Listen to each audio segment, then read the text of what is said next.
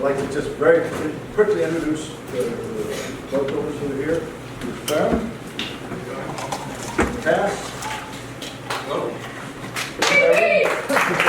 Kass, and Dave Flower. And I'm not going to do their bios. They're going to tell you about themselves and their businesses. So I'm going to start with very brief, as quickly as I can go through an outline of the history of boat building in South Bristol. This is very broad and full of questions. And then we'll start with Bruce, Terry, and then Dave. And when they're all done, we'll open it up to questions. We had questions after each speaker would be here all night. So we'll open it up for questions. And I'd ask you for questions that are general enough that all of the folks who can respond, not a particular question to Pete about some boat or something like that. If you do that, then just fine. So, can everybody hear me? No. Microphone. I don't know what to do about the microphone. Try one. I'll try to talk real loud to get us started and see if we can get the microphone. Boat building, boat repairing boats have been part of the fabric of life in South Bristol since first the settlers came here. First English fishermen came here about 1600. The records of boat building, records of boats being built here aren't that old, but we know that one of the first settlers in the 1620s to 1670s era was involved with repairing a boat. And we know that other places up and down the coast, as few as they were building boats. So I would think that, you know, the Pembroke Peninsula, Pembroke over there, and the folks that were settlers here as well were building boats. Now they may have been small boats, small sailboats, pinnaces, dugout canoes, that sort of thing. And that went on here until 1676, when the first of the French and Indian War, the Indian War, French and Indian War started, and everybody got that speaker.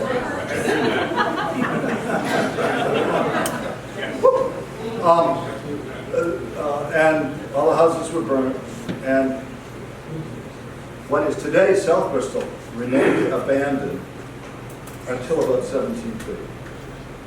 Nobody here, so no boats were built from 1676 to 1730. Maybe a few boats over in Pembroke where the only village was, but the Native American pressures on the farmers that were there was intense. It's unlikely that's what from 1730, when this area was resettled by Scotch-Irish from Massachusetts and Ireland, again, probably small boat building done. Here we go.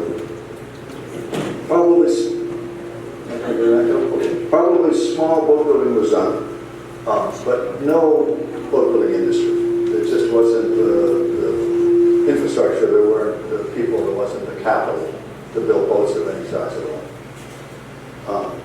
And it wasn't really until about 1760 that boat building here on a larger than, you know, my own rowboat, my own little fishing vessel came about. And that's when we first see the first written record of a boat being built in South Bristol. 1764, Amanda Amos Gowdy, who had a tidal mill at Clack's Cove, where the X-Pond is now. That was a tidal mill right under the bridge. He had the misfortune of drowning in his ice pond. We have the fortune, that was fortunate for folks interested in boat building, because when they probated his will and listed all the things in his household, they listed a half-built gondola. And a gondola was a type of sailboat that today we would call a delivery van or a pickup truck. It was an everyday vehicle, but that's the first written record of a boat being built. And we also know that William Miller he also lived in Clark's Cove, and he was building boats, although we don't have any record of what. We know we got a lot of lawsuits with folks involved in boats, but we don't know what he was building. But after 1760, the population here increased. People became wealthier, and boat building took off.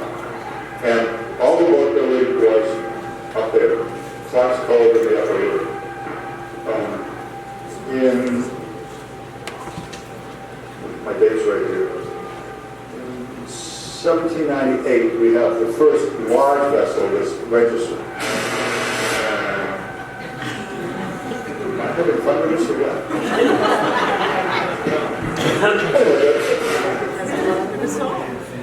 Let's try it out there. That seems to be. The first large vessel.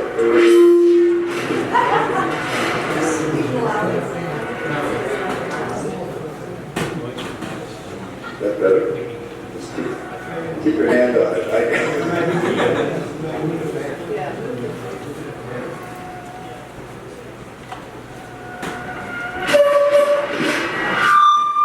It's facing the wrong way. Turn it the other way.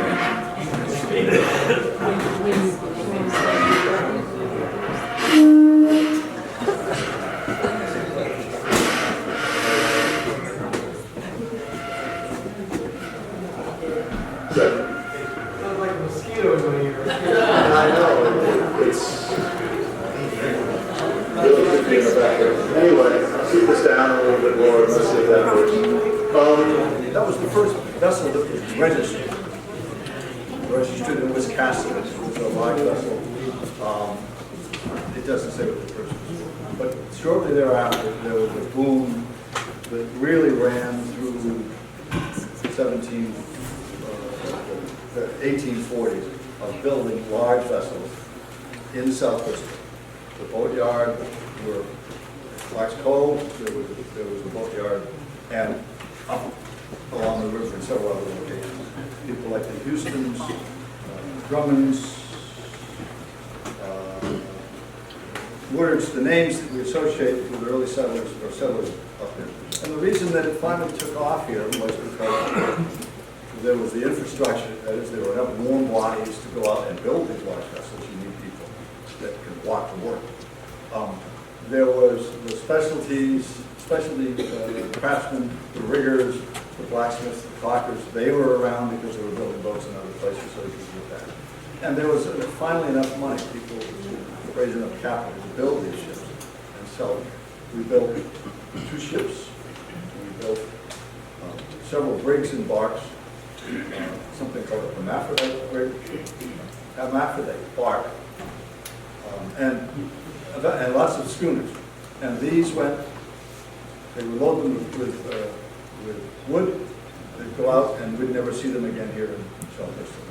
They were cargo vessels, they were around. That lasted until the middle of the 19th century. And at the same time, there was a shift in sort of the industry in South Bristol, also all along the coast, away from farming and boat building up there where you have the man, to fishing. And the fishing brought people down here to South Bristol Village and to Boatworks Island. That meant that we've now started having fishermen building their own fishing vessels, small vessels, lots and lots of small vessels. We don't have records of them, but we know by just looking at other villages up and down the coast it was going on, and it had to have been going on here. A big change came in 1850. 1850, the A&M Gamage shipyard opened where the current Gamage shipyard marina is today. And A&M were brothers. There's a picture of them along with their other brothers, all of whom built boats and were fishermen with one exception. And their father was a fisherman who built a fishing schooner to go to the banks. These folks built first small boats, then they built schooners, and the 2-masted schooners got to be well known as being fast, able boats. Some of them were Coastal boats carried cargo, some went to the banks. Some became fishing smacks towards the end of their boat building. This is a boat that has a live well and it actually carries lobsters and fish to market. They also built pogie steamers. 1870s, this was the epicenter of the Menhaden and pogie fishery, and they needed steamboats. Very rare model of one of their steamboats is right over there. Dave, can you let the panel speak so some of them have to go home? And then you can follow at the end? If that's what you want. I'm almost done. Okay. Could you also please turn that fan back on? I can't. Oh, yes. Thank you. They built boats, and towards the end of, they stopped building about the end of the 1800s.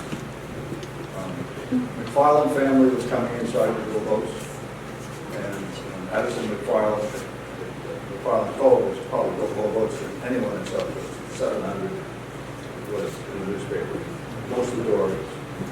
And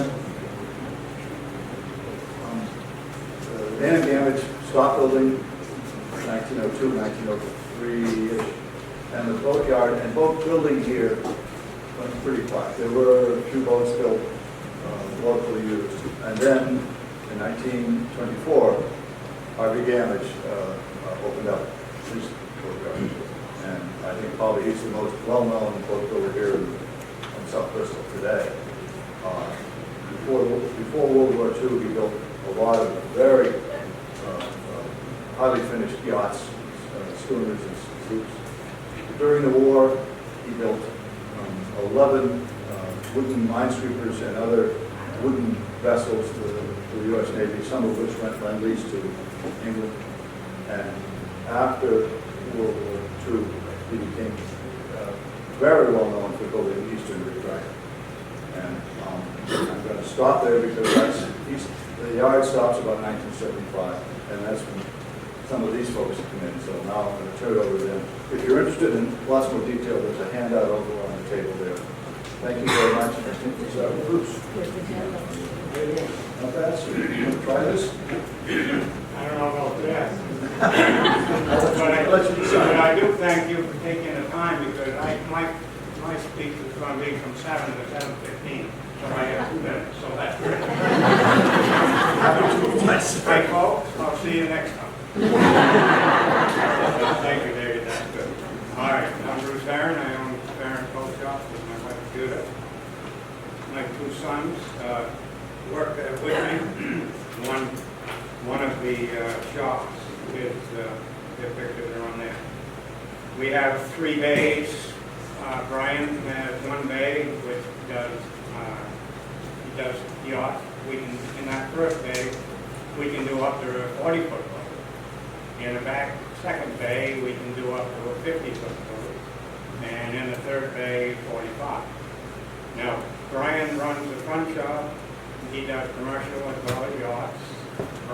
Bruce Jr., he runs the back shop. He does the same thing. As we speak, the yacht that we did over at Gamage's, the 43-foot boat, ran just over $2 million. It's being held up for 4 months because Man Diesel will not provide us with a circuit board so that the engine will run properly. So I just thought I'd throw that in. But anyway, maybe it's a German. I don't know. I know you both have different heritage, but I found that man is not very cooperative. And so anyway, we'll move on from there. But so back in the early '60s, I started my career with Dean Adams and Punky Adams had a small birdhouse business up in Walton. We built redwood bird feeders, and we packaged bulk bird seed, which we would go to, believe it or not, Wisconsin, to a railroad siding, and gather up 100-pound bags and bring it back and repack it. So that was the start of my more or less woodworking.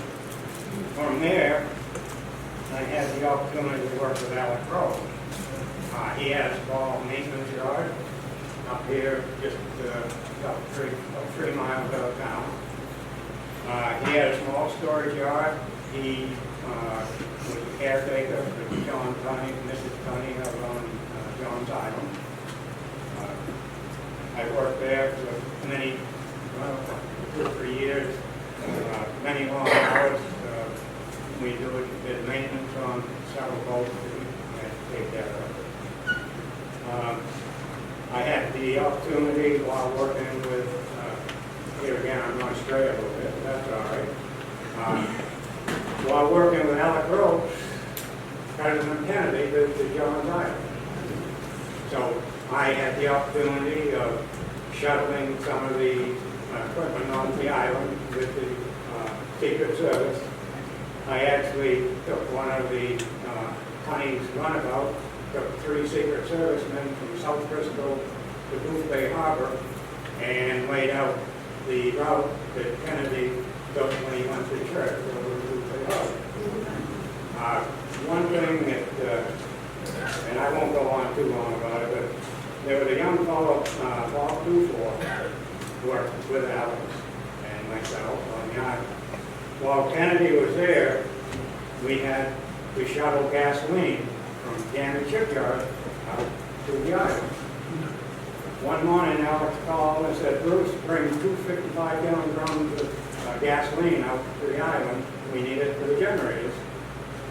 So Bob and I took the work boat, 32-foot lobster boat, went over the damages, set 2 55-gallon drums of gasoline on the transom up on the deck.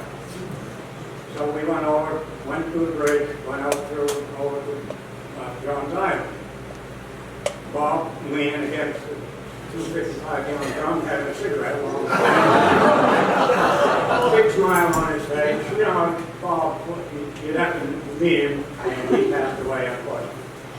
So here we are. I was young, Porter. We went across John's Bay. All that 6-cylinder Chrysler Crown humming just the way it's supposed to, you know. We were doing about 15, 16 knots. We were supposed to have stopped at the main dock and check in with Al.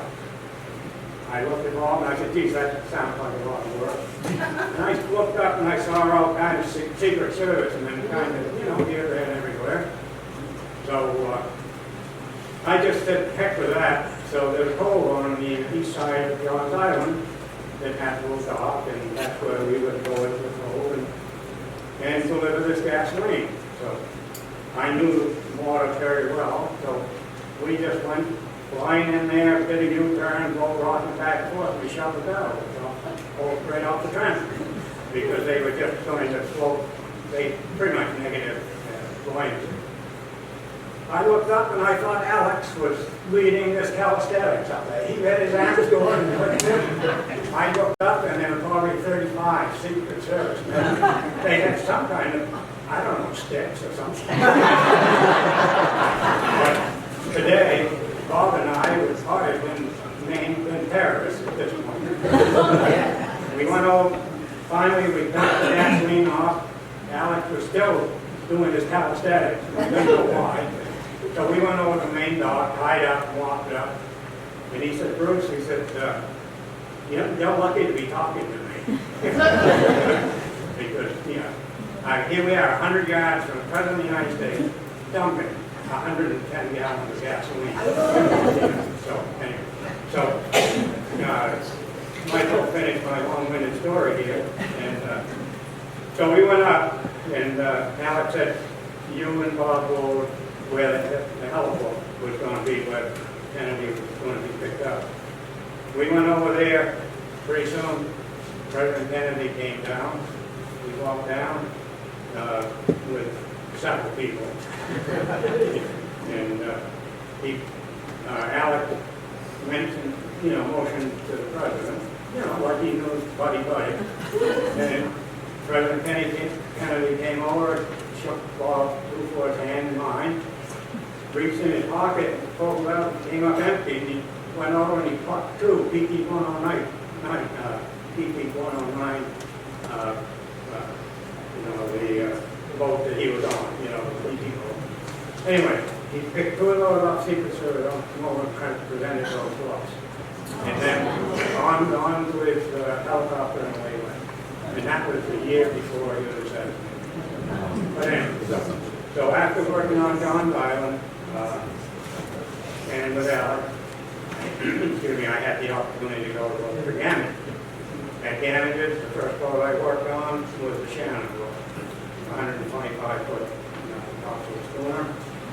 Then at the same time, in the shop, we had I think she was a 125-foot stall built for a company down in New Bedford, and Jane and Nurse. And after that, I mean, we did quite a few of the commercial vessels, Eastern Rig draggers, dockers. Then we built the Bill of Right, the Hudson River sloop. I went from Gamage's, they had a four-wheel buggy with ropes on the forward end. And that's how we would take 20, 25-foot old planks and timbers, bring them into the building and mark them out and saw them on banjo. So I started out on one of those ropes. And one of the workmen looked at me and he said, Bruce, he said, if you had a tail, you'd be rigging twice. So he said, pull hard. And so that's what I did. So I was fortunate to do that. I went from that rope pulling that wagon, went from there, went into the framing crew, then I went up onto the deck crew on these wooden draggers and schooners. When I finally finished up, I did the joiner work on the Hudson River sloop. I ran the joiner shop. So I went from piece of rope to the joiner shop, building skylights, ladders, you name it, all rail stanchions, etc. I was very fortunate in working with Mayor Francis, who was in charge of the joiner shop. Les Thompson, he was a famous, well, I shouldn't say famous, but a very well-known caulker that caulked boats all the way from New Jersey, New York, up through into Maine, and he had a tremendous heart. He taught me how to actually caulk a boat properly. Back on the heavy boats, he would caulk in first with cotton. He would tuck that into the seam, make that in, then he would put oakum in. The oakum would be set with a beetle and a heavy double and a beetle. And when they drove that in, that oakum became almost as hard as the asphalt. And that the oakum was filled with tar, and that prevented the cotton from rotting quite quick.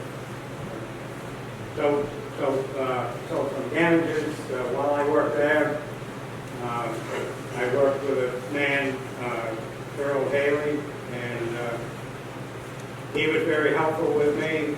Les Thompson was, the whole gang, very helpful. I was probably one of the youngest on the crew.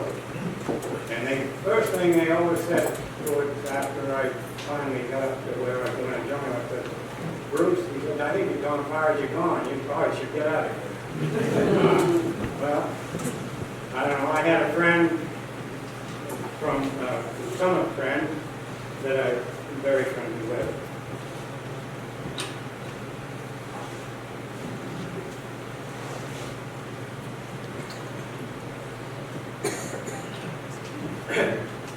But anyway, I was fortunate enough with this friend's help.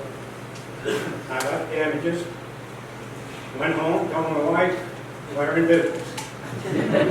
Oh, she said, really? And she was the type of girl, she fit right in. And I rented a small building down on the shore, near the big town, and started building a law school. I built the first boat. We were kind of Hughley and Beverly, 36-foot law school. Beverly Ann. we built that boat for a little over 13,000, ready to go fishing. The last boat that I just built, I built an engine in that for 168,000 on the crate. So that's the way that's going. We stayed down there. I built 17 wooden boats down here in town. Then in the blizzard of '78, the shop that I was in was lifted by pack ice and high run tides and moved the shop offshore and dumped it sideways, and I lost a 33-foot sport fishing. So I said, that's enough water. So I said to my wife, Judith, I said, you know, they do have wheels, so let's build up on our own land. So we built a nice gambrel building up there. We lost that business in February. In April, we were starting to build the building.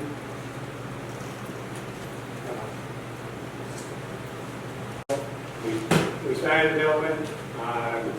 The end of May, we had it framed up, boarded in enough, so that we started the first lobster boat for Francis Siders, RPJJ, the yellow boat over in town. I think that was in '78. Whatever, you know how old she is, but you figure it out.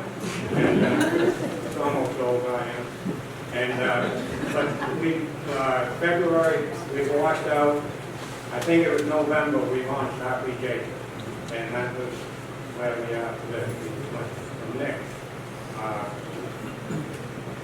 I would like to have stayed with wood, but through the economic times that we were in,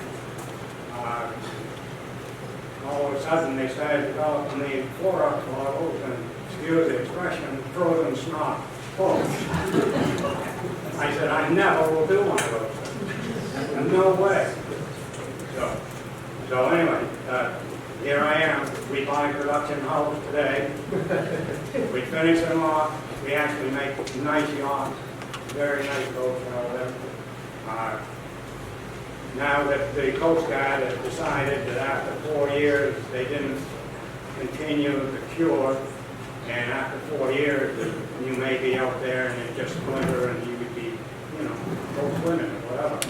But now they've found that with the modern technologies and the chemicals, these boats are going 30, 40 years. We took a 1977 service boat for CMP and turned it into a bass boat. And today, you would not know what it came freshly out of the mold or out of the shell. So, I think that's, excuse me, enough history on Farrin. So I think we'll turn it over to one of these guys.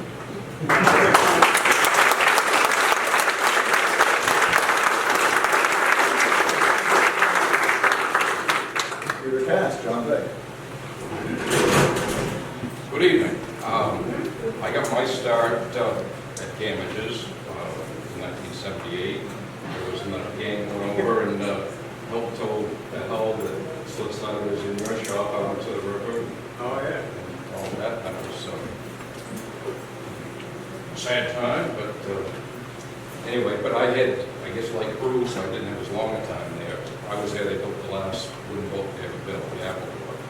And she was 65 foot schooner, smaller than most of those Bruce worked with.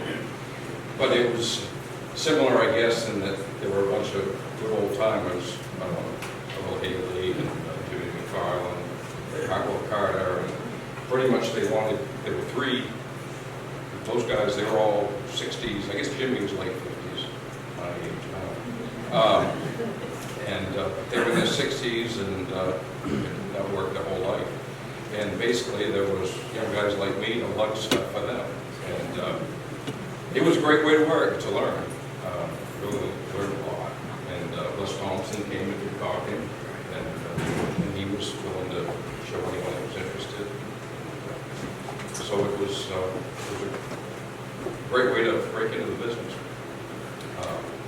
Once that boat was launched, it was going to be all steel work at Damages, so that didn't interest me much. So I went to work at Gowdy and Stevens in East Blue Bay. They weren't building wood boats, but they repaired a lot of them. They had a big railway and a lot of draggers, a lot of Eastern rigs and stuff would come from New Bedford and across Westchester, more New Bedford really, and we worked on those all the time, and that was good work. And they were also, it was new to them, they were getting into steel draggers, like damages, they had a good name to it. And so in the winter, we'd go and do joiner work on those boats, which I didn't care for the work so much, but being indoors was good. So I did that for, I guess, 2.5 years, and then Bruce Cunningham ran a small shop in Round Pond, at Epcot, and he had gotten a sailboat, a wood sailboat, Akin Cutter, and he was looking for help, and so I hired on there. I liked that, you know, that was, I guess there were 3 of us, a small shop, and there was more variety, and I guess once that boat was done, then Bruce was going to be finishing glass hulls, which he had already done quite a few up, and I guess that didn't interest me too much, and while I was working for Bruce, we were building that sailboat, the owner, some money troubles, wanted to take a break from the project, and so I got laid off for the winter, and I was fortunate enough to get some peapods to do. I like working on my own, and saw a future in that. So kept looking, and found what was then a very cheap piece of land up in Poorhouse Cove up the bay. It was titled, and at that time, anyways, there wasn't much interest from summer people in property like that, so it was cheap anyway. And I put a railway in, and started what I thought would just be a full service little boatyard, do repair work. And I really didn't see a lot of future in wooden boat building. I hoped to do some, but I didn't know it would go as well as it did. We did repair work and built some small boats, me being me for the first couple of years, then started adding employees. And I guess in 1986, well, I had done a lot of work for a fisherman in New Harbor, at Driscoll. And he had a boat built, a nice 36-footer built by a man in Yarmouth, Carol Lowell. And through Edgar, I got to know Carol Lowell, and he built a lot of lobster boats and designed as well. His brother was a full-time designer, Royal had died. Carol wanted to take over the design business, and he was looking for people to build the designs, and he got me a 42-footer to build in 1986. So that was a huge step, and we built that boat then.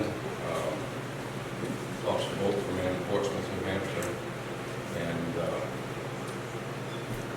it's a successful project, and we've almost never been without a wooden boat to build since. I never would have thought. It almost seemed like that everyone had given up on wooden boats, and so many people got out of the trade, and then once you built a few, all of a sudden, people thought we were the place to go. Which we were not, but so we've had a good run now for 30-odd years, and built primarily lobster boats.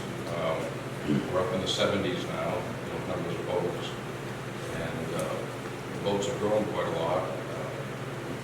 Back when I started, most lobster boats were in the mid-30-foot range, and gosh, we haven't built a lobster boat under 40 feet in years. They're mostly 44, 46, 47. The fishery changed quite a lot. Guys are fishing further offshore, the boats got bigger, more complicated, and so they take longer for us to build. So we used to build 2 boats a year when they were 38, 40 feet. Now we're lucky to do 1 a year with our service workers who are quite active, repairing boats on our railway, maintaining them. And a good number of our customers come back every year for maintenance. And as some of them are getting older, we get boats in the 30s now, and so they take a little bit longer each year to maintain. Keep them fixed and fixed, more worn out engines, all that kind of things. This is going kind of fast here. But I guess that's our story. We, as I said, we built, I think this is our 73rd boat we're on, and 3 out of 4 are working boats, and then it seems like every few years we build a nice yacht. It's good to change it up and stay in both markets, I think. I guess that's my story. Too fast.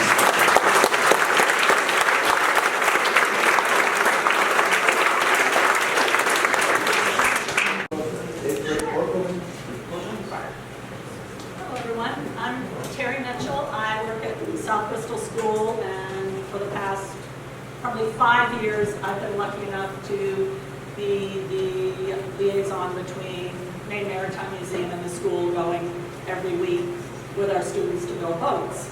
In 1995, our then principal, Pam Sperry, thought, my little community, my school, I want the students here who don't know anything about what South Bristol was about and is still about to know more about it. You know, a lot of our students now and in that time, before then, when I went to school there, many, as I see some other students here, many of the parents were in the fishing business or worked at Gamages or somewhere. Nowadays, that isn't the case. So they didn't have this history, you know, of the fishing industry, of the boat building industry. And Pam wanted to do something about that. So she went to Maine Maritime Museum and said, can we start a collaborative? And they did. In 1995, so the first class went in 1996, 1 day a week, started at the beginning of the school year, through the end of the year, where boats would be launched, with, you know, many townspeople, the whole school coming down to see that, which reminded me of when I was in school, and we would all walk down from the school to Gamages to see boat launches. Everybody stand on the dock and watch the boats be launched, and then walk back up, because it was a big event in town. So right now I have Amanda Sykes with me. She is our special ed teacher at South Bristol School, and she was in the first class that did the boat building program. So I'm going to let her just give you a couple of minutes of what she thought about it.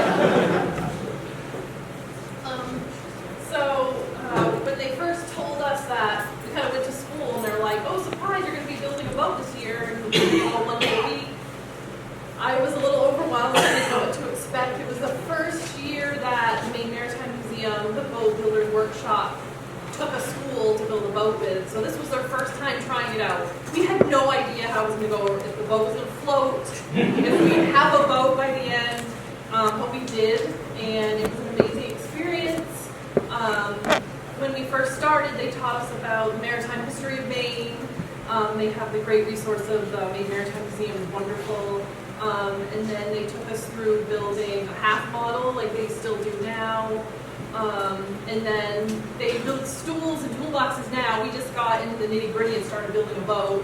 And I learned a ton, and it was all hands-on learning. So I was able to take what I had done in math class, what we had learned in history, and kind of put it to work and try it out. So I wasn't thrilled at first, but I was the only girl in my class. It was a class of 5. So I kind of thought, oh, I'll just lay back and let the boys do all the work. No, it didn't happen. So I was in there sanding and nailing and doing everything. So it was a great experience. They named the boat after me, the Amanda Lee. That was a great honor. But it was wonderful, and I'm really glad that I had that experience. And it taught me, now that I'm a teacher at South Bristol, that some kids just learn best with their hands. They learn best when they're actually doing the work. So I really take what I learned there and I apply it in my teaching today. And coming up in a couple of years, my daughter will be the first student, will be the second generation that will be building a boat at South Bristol. So I think it's something that our community has that's really special. And now the program has 5 schools that are now building boats there. So I think we started a trend. It's pretty neat. So I guess that's.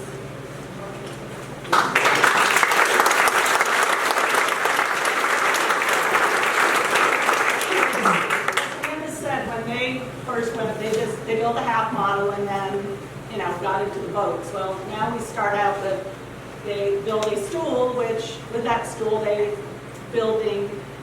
we're making some joints. They make 3 different joints, wooden joints, and learn how to put them together. We've got to learn how to work with the wood to start with. Most of these kids have not nowadays. And build a stool. They're like, wow, I built a stool and I can sit on it. Okay, maybe we can build a boat. And we have in 24 years not had a boat sink. Most of those years we had 2 boats. I think we had Amanda's class, you only built 1. And we had one other class where we had 2 students in the 7th grade, 2 in the 8th grade, so combined for 1 year. And they only built one boat that year also. But, so that's the first step. And the process of learning how to use tools, hand tools, saws and drills and just everything that, especially the young ladies are like, I can't do this. Well, they can and they do and they love it. So, and then they build a toolbox. That gets done about Christmas time. Great Christmas present. And after that, then they learn why to build a half model, which I'm sure has been done for, many boats. As we see over here at the images, they did them. And that's how they learned, the math came into it. The scale drawing of a half model, and this is what your real boat is going to be like, but for every inch, it's going to be a foot. Oh, okay. And so usually about when we come back from Christmas break, they start right in. And building boats. The first year, this is the second year's pictures here. I hadn't looked at them in how long. That was my oldest son's class. I see that they actually, the sides of their boat were just plywood. It was a complete plywood boat back then. Nowadays, we do flat straight design, and it is a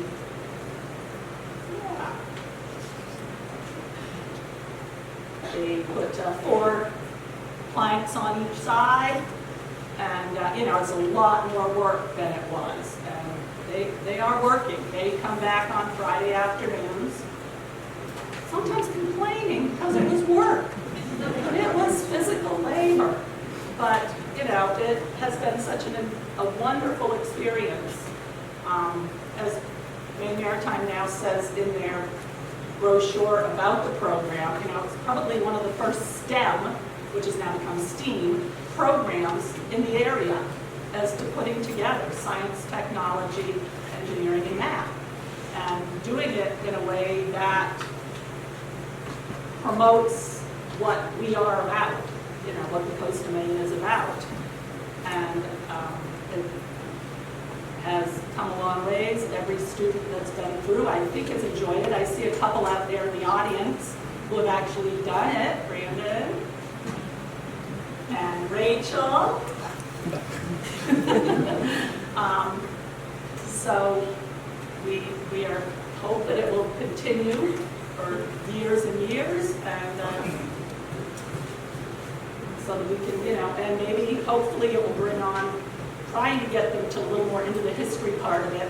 That's not their thing. They still haven't figured out how it goes together, so that maybe we can then get them involved in the Historical Society with learning about, how this came about. For myself, like I said, we walked down and saw boats, being built. My father was a fisherman. So we knew the industry, but many of our students' parents don't even know the industry themselves. So getting that out there is what we like to do. Thank you.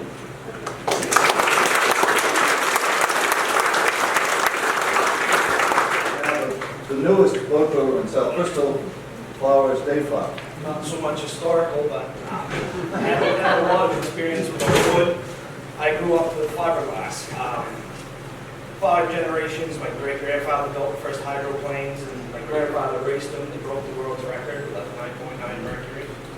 And from there, moved to Maine. My grandfather, my father started working at Lyman Morse with my grandfather. Moved out, worked at several shops like Bruce's and Gamages, and at one point, you know, when I was a young kid, he started his own shop. I built it with him when I was young. And started with lobster boats. From there, kind of outgrew, when I graduated high school, we outgrew that shop.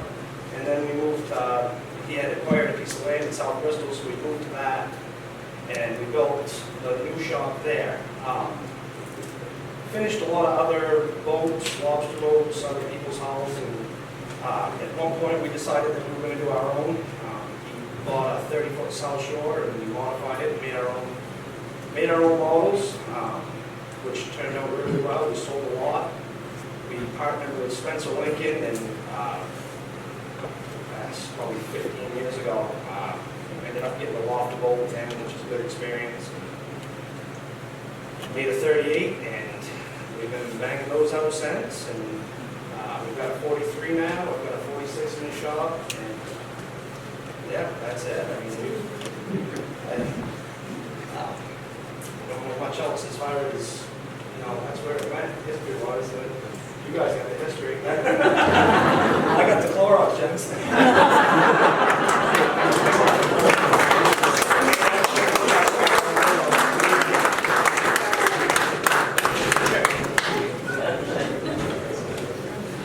Well, we've come to the Q&A session. If you could ask a question that all of these folks are likely to have an answer to, or if you'd like to hear them talk about, I think that would be really weird. It's 10 minutes of 8. We certainly get plenty of time. I think we're overdue. We'll skip out, but I think the folks will hang around a little bit to answer any personal questions that you might have. So let's just open it up for questions. Could I throw out a couple? I'm pleased that so many people build boats. So I guess the first question, I think, is a rhetorical one. Is boat building going to die here, or is it a vibrant, going industry? And the second is, for those building yachts, is there a call for wood built yachts these days? I take a boat, I love them, but I'm scared to death down a wooden boat. Because I have to come to you every. That sounds so right.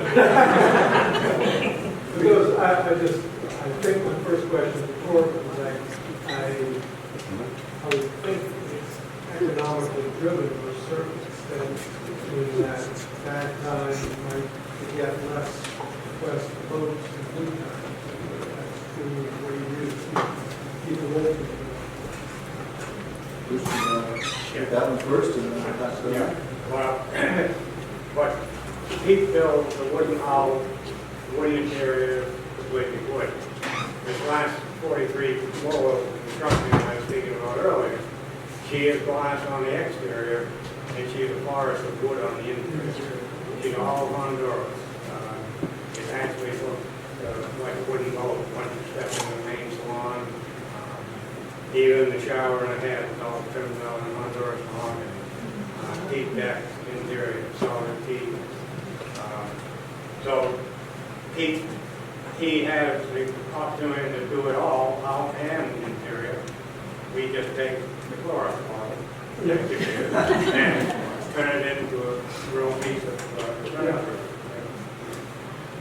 And it makes, you know, Reason being the durability, less exterior maintenance. that's what everybody likes to believe.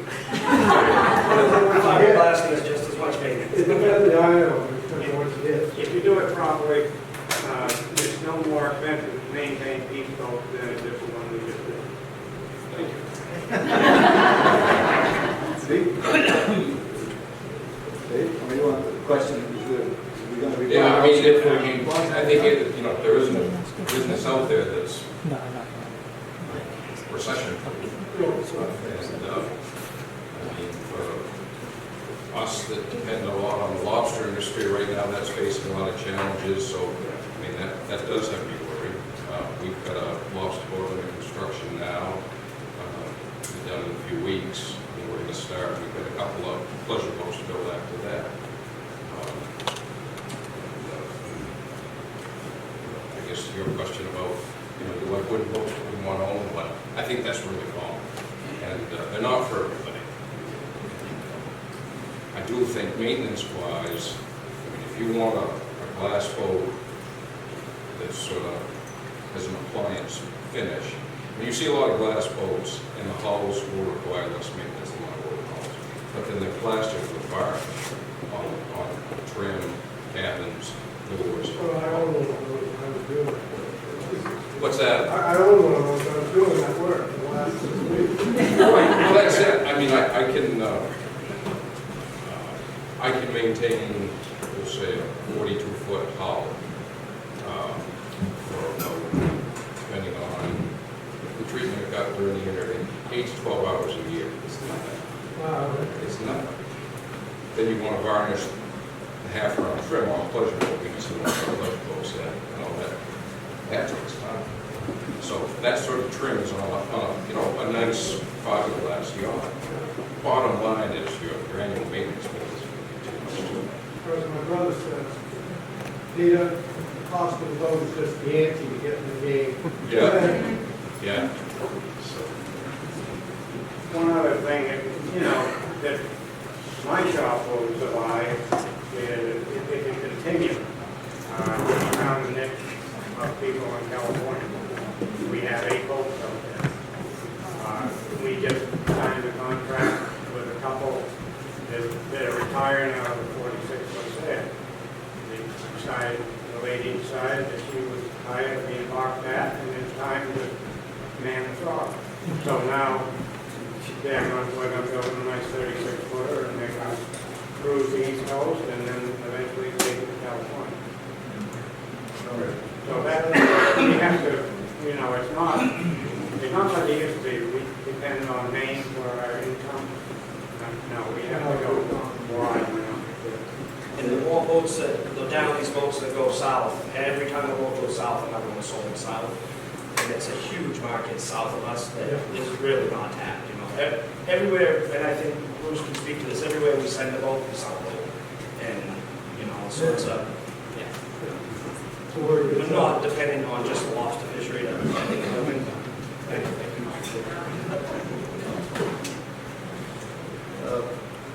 Over there, yes, sir. Do you source any of your wood from Maine trees? Like pine? we're not too fond of pine in a boat, but we buy a lot of cedar. We use cedar for planking, and we use white oak for our framing. And there is some in Maine. I have bought Maine white oak, but it really isn't that happy growing here. It's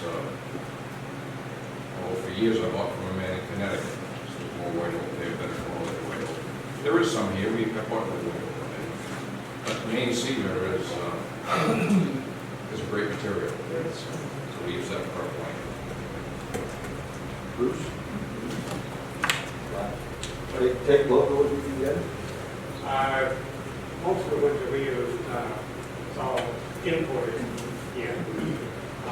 We try to stay with the green companies, which is very hard to do. When it leaves some of the foreign countries, it's done, they cut on the plantation or it's cut where it's supposed to be. But each piece of wood actually is numbered, and there is a history of it. But once it becomes in the yard for the dealers or selling it out, you don't know if you're getting the green, the green product, not wood. That's the unfortunate part of it, which we use. A lot of it comes out of naturally rainforest. Can be a problem. At one point, the only way we could get Tika Burma was they had to sell it as used wood. They were taking drill 3 holes in the end of every line. So that became used, and they could sell it.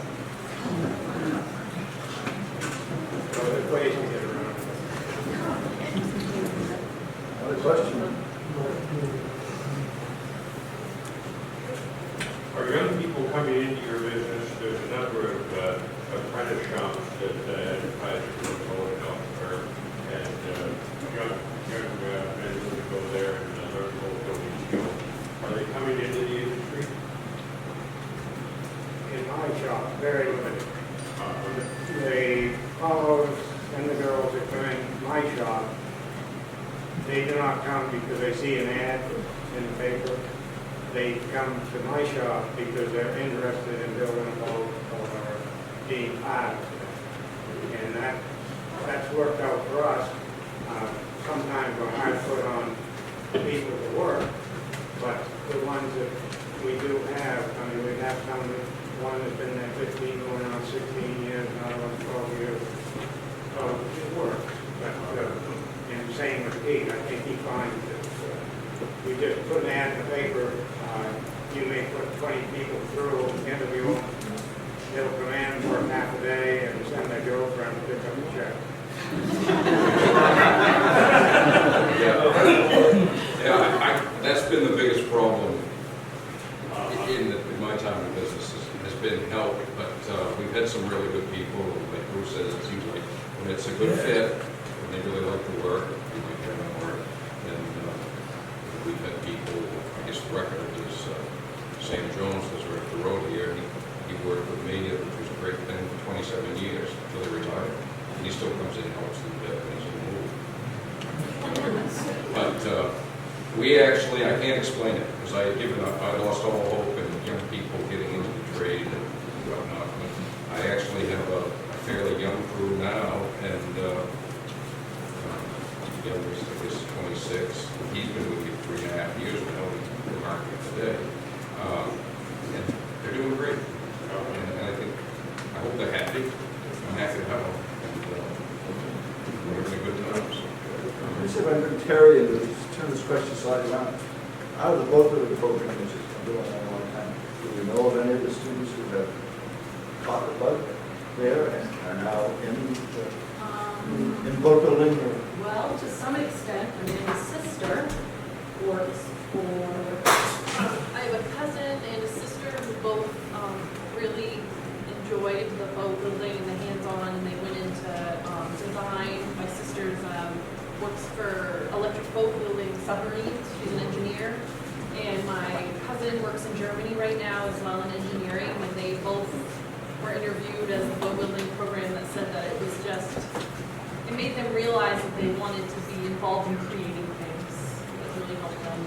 So I don't know if there's specific boat builders, but there's a lot of people that will credit their design work and working with their hands and creating things to the experience with the boat building. we have one young lady who graduated from the academy 2 years ago, I think, who loved it and went to the boat program in Bath for woodworking because of it, and that's what she loves doing. And so there are some, but there are others that it's work, it's hard work, as they said. You know, they work a half a day, it's physical labor, and even at this level, it's a lot more than what 13-year-olds are used to doing on a daily basis. So getting them to realize that, you know, it's something that you could do later on, it's hard. It's maybe a couple more questions, I think, and then the gentleman in the back. Of the three of you, who do you think would be the first to electric propulsion? Oh, there you go. It all depends on the call for it. I mean, you know, definitely doable, but it would be something small. You never do. The boats that we're building, it's going to be a fire cry before we're doing electric propulsion and that stuff. So no secret pet projects? No.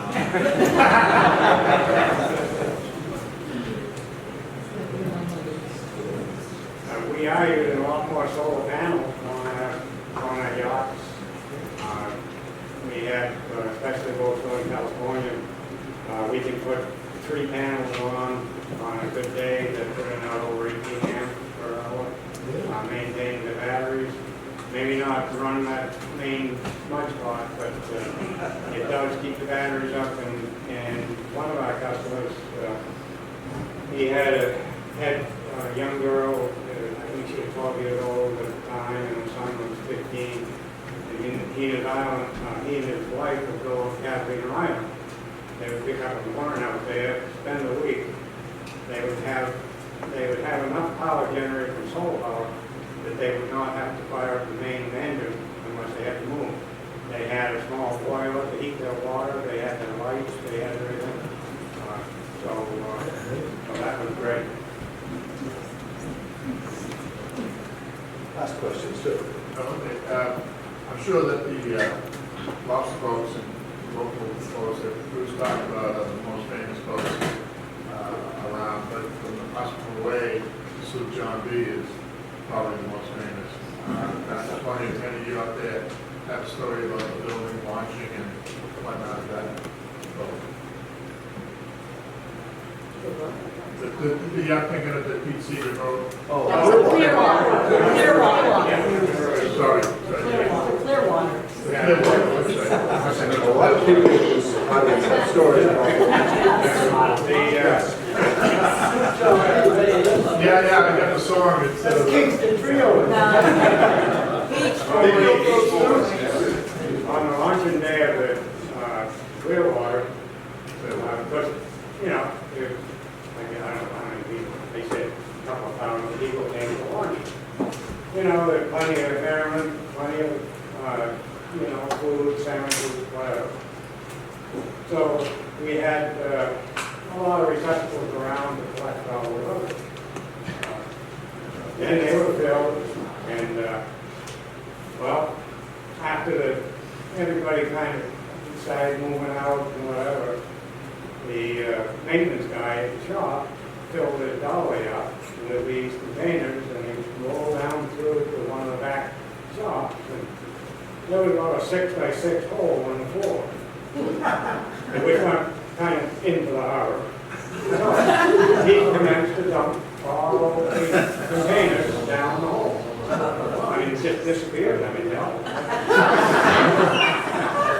All right, pretty soon, Pete Seeger and his daughter was one of the ones that really made a fuss.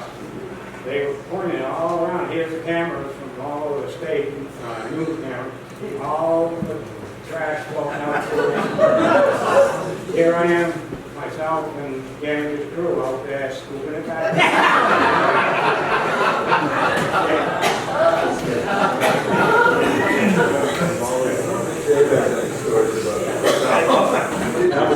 Did you hear any stories about the Clearwater? That's what was in it. That is the story, isn't it? I guess, thank you.